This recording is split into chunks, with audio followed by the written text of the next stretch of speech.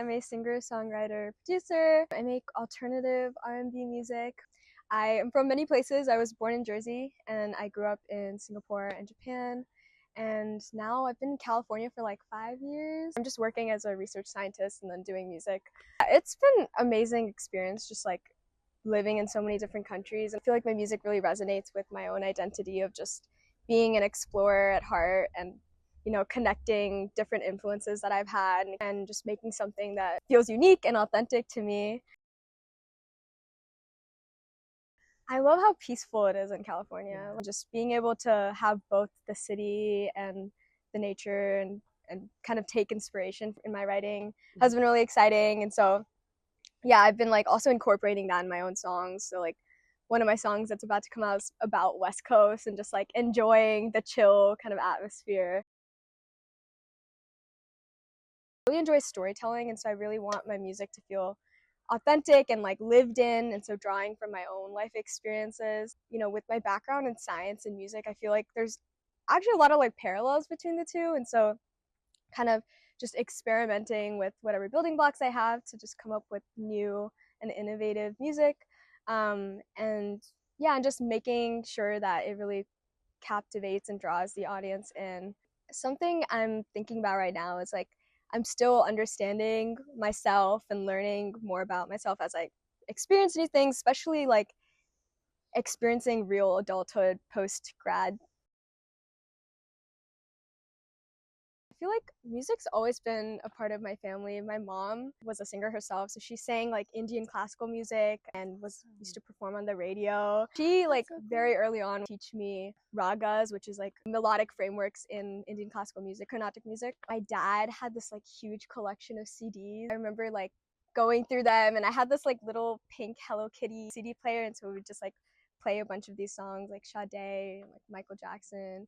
My parents put me very early on into like classical piano, so I started that when I was like 5. Always loved singing too. I remember when I was 6, I was like, I want to be a singer. I feel like both my parents were also very explorative with their music, and that kind of helped me be more open-minded about like what I listen to and just not have those kind of biases.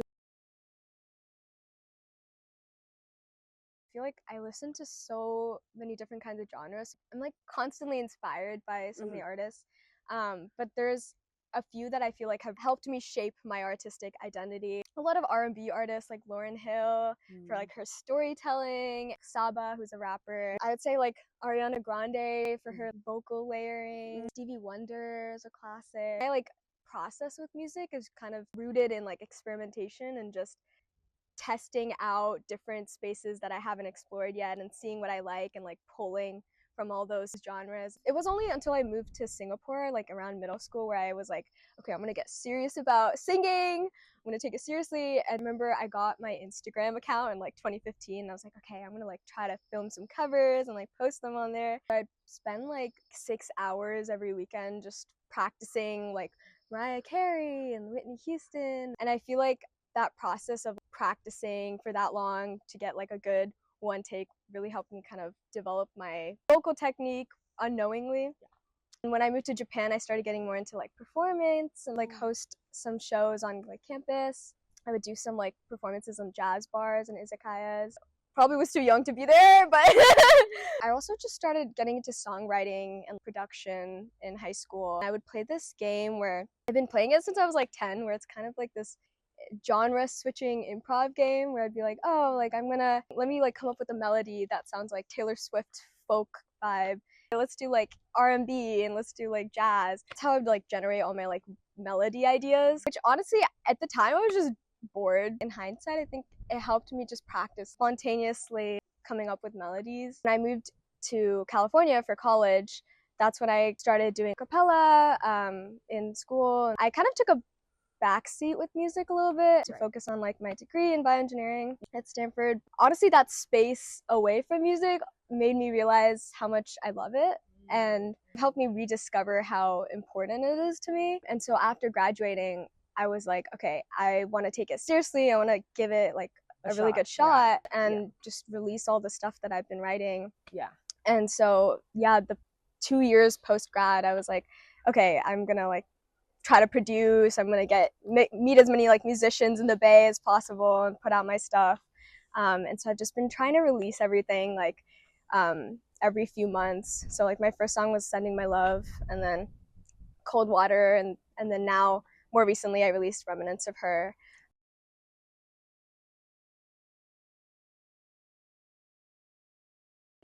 It's always interesting releasing music a long time after writing it, because it's like I don't necessarily resonate with a lot of like the lyrics and how I was feeling, but I think that's also kind of the beauty of it. It's like you were saying, it captures like a moment or a headspace that you were in, and like its ability to like take other listeners back and maybe resonate with whatever they're going through. What I feel most comfortable with doing is like melody ideation kind of generation. So I usually start with a melody that I have, and usually it's just a voice memo idea that I have randomly when I'm out and about, and then I'll take that melody and like do like 10 versions of it where I'm like singing gibberish, and I'm like, okay, like let's see where it goes, like 10 different directions, let's just try it. Sometimes if like some word I say in those voice memos stand out, I'll like build a concept around it and like try to write lyrics around it. But sometimes I'll draw from my own like life experiences, and then I'll stitch together those 10 different ideas to kind of piece together like a whole melody and start building the lyrics from there,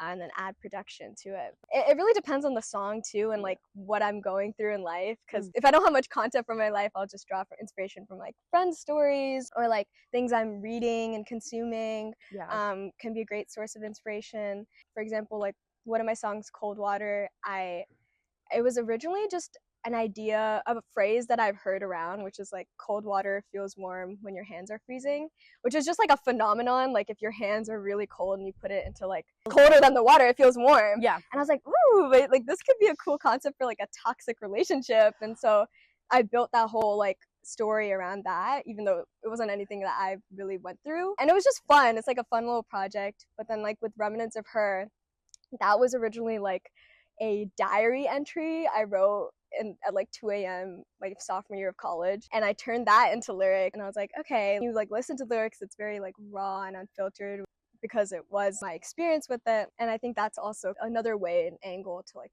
write your lyrics, because usually I just write my lyrics on my own. But the next song that I am releasing, I actually wrote with like 3 other songwriters, and I went to LA for it, which was very new experience. It like definitely opened my mind. I was like, wow, like there's so much that you can achieve with like writing with people. And we basically wrote all of it in like maybe 4 hours, produced the whole thing. So it was like a one day, one song session, and it was so much fun. I was like, and it feels fun to just do it in person, like in a room with people.